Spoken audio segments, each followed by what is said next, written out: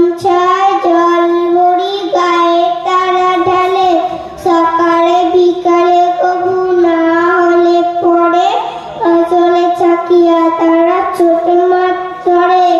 বালি দিয়ে মাঝে থালা গতি গুলি মাঝে, বধূরা কাপড় কেচে যায় গৃহ কাজে। আষাঢ়ে